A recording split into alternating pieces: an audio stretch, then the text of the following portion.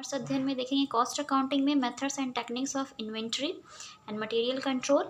सो बने रहिए वीडियो के साथ इन तक, मैं सारे डिस्कस करने वाली हूँ। सेलेक्टिव इन्वेंट्री कंट्रोल टेक्निक जो है, इसमें कई सारे मेथड्स आ जाते हैं, कई टाइप्स के आ जाते हैं, तो मैं उन सभी को डिटेल में डिस्कस करूँगी। तो वीडियो के साथ इन तक बने रहें ताकि आपको इजीली सारी चीज़ें क्लियर हो जाएं। कुछ एक चीज़ें हैं जिनका फुल फॉर्म भी मैं बताऊँगी, तो बने रहिए वीडियो के साथ। स्टार्ट करते हैं इस वीडियो को, देखते हैं। Selective inventory control technique. Generally, different types of inventories are kept in the store, but all inventories are not equal from the view of price or usage importance.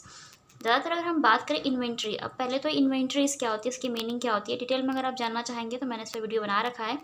बाकायदा मैंने प्लेलिस्ट भी बना रखी है कॉस्ट अकाउंटिंग से related, तो उसका मैं लिंक डिस्क्रिप्शन में दे दूंगी ताकि आप आसानी से उन वीडियोस को देख सकें। इन्वेंट्री का मतलब है स्टॉक से, ठीक है। जो भी प्रोडक्ट या जो भी गुड्स के साथ हम प्रोडक्शन कर रहे हैं ना, जिस भी गुड्स का प्रोडक्शन कर रहे हैं, उसका जो स्टॉक होता है उसको इन्वेंट्रीज बोलते हैं। और जब कभी भी आप कोई भी प्रोडक्शन करते हैं, सामान रेडी करते हैं, तो हर तरह का जो प्रोडक्ट होता है ना, अलग अलग तरह के प्रोडक्ट्स होते हैं, सभी के साइजेस अलग होते हैं, सभी का प्राइस अलग होता है, ठीक है। तो एक समान नहीं होते हैं, जितने भी प्रोडक्ट होते हैं एक समान नहीं होते हैं, अलग अलग होते हैं। Such technique are non as selective technique of inventory control. और उन अलग अलग प्रकार के जो भी उत्पाद हैं, सामान हैं, उन सभी के लिए जिस टेक्निक को हम फॉलो करते हैं ना, उसको कंट्रोल करने के लिए, उसको हम बोलते हैं selective technique of inventory control. इसमें सेलेक्टिव टेक्निक इसका मतलब है, क्योंकि हम जब भी प्रोडक्ट का चुनाव करते हैं कुछ आधार पर, तो वो बात करेंगे यहाँ पर। Some important selective techniques are as follows. तो कुछ हम यहाँ पर सेलेक्टिव टेक्निक्स डिस्कस करने वाले, जिसमें से फर्स्ट है ABC एनालिसिस टेक्निक। क्या होती है, तो इसको डिटेल में समझते हैं। इसका फुल फॉर्म मैं बताती हूँ आपको क्या होता है। The full name of ABC technique is always best control, ठीक है। तो इसका फुल फॉर्म है ऑलवेज बेस्ट कंट्रोल। मीन्स इसके माध्यम से, इस टेक्निक के थ्रू हम क्या करते हैं, बेस्ट कंट्रोल कर सकते हैं जो भी इन्वेंट्री से या स्टॉक है, मटेरियल है, ठीक है। In this technique the items are divided into 3 categories as follows. इसके अंतर्गत जितने भी मतलब आइटम्स होते हैं ना, जो भी प्रोडक्ट होता है, हम उसको कैटेगरी वाइज डिवाइड करते हैं। जैसे कि कैटेगरी ए में अगर हम बात करें तो हाई कंजप्शन वैल्यू आइटम्स को रखते हैं। हाई कंजप्शन वैल्यू आइटम्स में ऐसे आइटम्स जो सबसे ज़्यादा कंज्यूम किए जाते हैं, ठीक है। 5%, 10% ऐसे प्रोडक्ट होते हैं जो लोग ज़्यादा इस्तेमाल करते हैं, ज़्यादा उस पर ट्रस्ट करते हैं। सेकेंड पॉइंट की बात करते हैं कैटेगरी नंबर B, जिसमें मॉडरेट कंजप्शन वैल्यू आइटम्स आ जाते हैं, जो ना ज़्यादा यूज़ किए जाते हैं ना बहुत कम यूज़ किए जाते हैं, ठीक है। मीडियम यूजेस होता है उसका।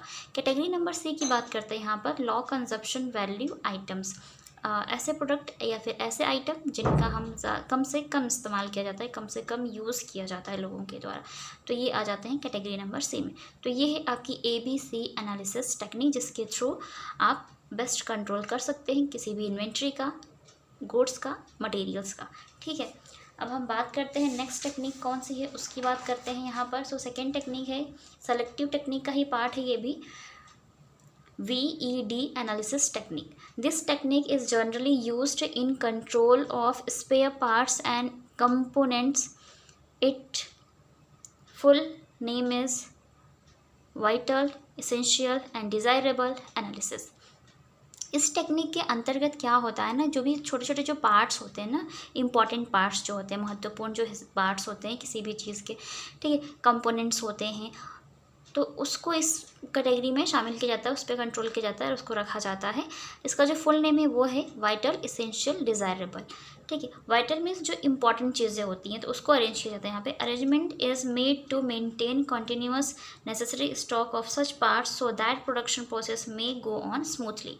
सो वाइटल में क्या होता है कि जो भी इम्पॉर्टेंट जो स्पेयर पार्ट्स होते हैं ना, उसको रखा जाता है ताकि जो भी प्रोडक्शन का काम है ना, वो कंटिन्यू चलता रहे। जो भी मतलब अगर ऐसे सामान की प्रोडक्शन हो रहा है, अगर प्रोडक्शन में उसकी ज़रूरत है, अगर वो ना हो तो रुक सकता है। तो इम्पॉर्टेंट यहाँ पर होता है कि इम्पॉर्टेंट उन पार्ट्स को, जो इम्पॉर्टेंट होते हैं प्रोडक्शन के लिए, उनको यहाँ पर रखा जाता है ताकि जो भी प्रोडक्शन का प्रोसेस है ना, वो आसानी से चल सके, ठीक है, कंटिन्यू रह सके। तो जो चीज़ें आवश्यक होती हैं, महत्वपूर्ण होती हैं, उसको इस कैटेगरी में रखा जाता है, जिसको हम बोलते हैं वाइटल, ठीक है, विटाल, वाइटल, वाइटल बोलते हैं इसको, ठीक है, जो इंपॉर्टेंट होती है। एसेंशियल की बात करते हैं कि ऐसी चीज़ें जिसकी आवश्यकता पड़ सकती है, इस कैटेगरी में उन्हें रखा जाता है। This category covers those parts which are essential for the efficiency of production system. अब प्रोडक्शन सिस्टम की जो कुशलता है उसको बनाए रखने के लिए जिन पार्ट्स की आवश्यकता होती है उनको इस कैटेगरी में रखा जाता है। डिज़ायरेबल कैटेगरी की बात करें तो it stands for such category of parts which are not vital and essential for production system.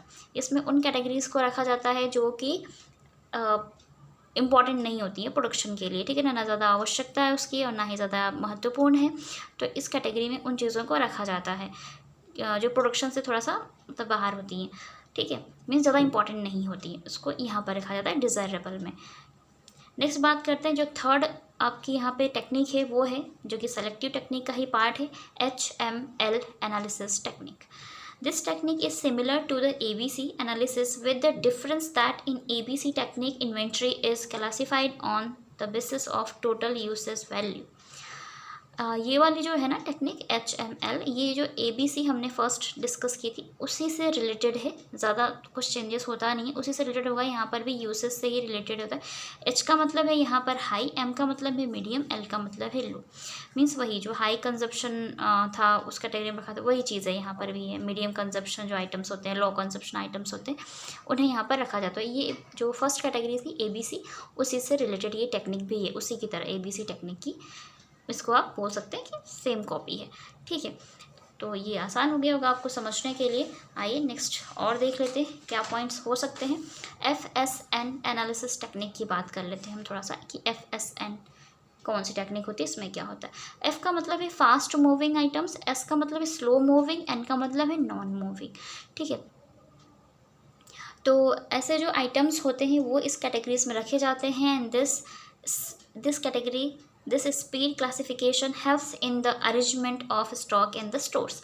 अब जो भी स्टोर है जहाँ पर आप स्टॉक्स को रखते हैं उसका जो अरेंजमेंट है ना वो आसानी से आप कर सकते हैं कि फास्ट जो मूविंग प्रोडक्ट है उसको कहाँ किस तरह से रखना है, स्लो मूविंग जो है उसको कैसे रखना है, और जो नॉन मूविंग है उसको किस तरह से रखना है। तो इसके थ्रू हम चीज़ों को क्लासीफाई कर पाते हैं और उनको आसानी से रख पाते हैं, ठीक है ना, मीन्स सेपरेट करके कि ये फास्ट मूविंग है, ये स्लो मूविंग है, ये नॉन मूविंग है, ठीक है।